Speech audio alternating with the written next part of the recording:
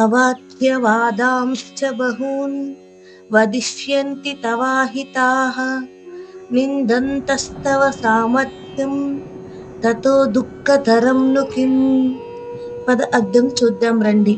అవాచ్యవాదాన్ చెప్పరానివి అసభ్యమైన మాటలు, చ మరియు బహూన్ అనేకమైన, వదిష్యంతి అంటారు, తవ నీ, అహితాః శత్రువులు, నీకు మేలు చేయని వారు, నిందంతః నిందిస్తూ, తవ నీ సామర్థ్యం వీరత్వం, తతః దానివల్ల, దుఃఖతరం ఇంకా బాధాకరమైనది, నుకిం ఇంకేం ఉంటుంది.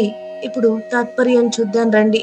నీ శత్రువులు నిన్ను గురించి అనేక అసభ్యమైన మాటలు మాట్లాడతారు, నీ వీరత్వాన్ని నిందిస్తారు.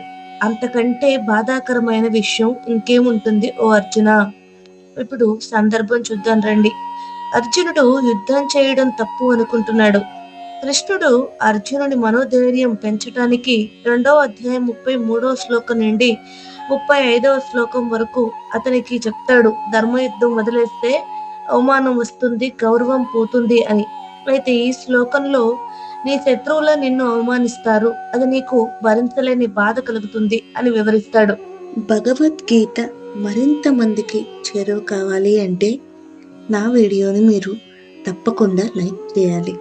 లైక్ చేసి మరింత మందికి చేరువయ్యేలా చేస్తారు అని కోరుకుంటున్నాను. ధన్యవాదాలు.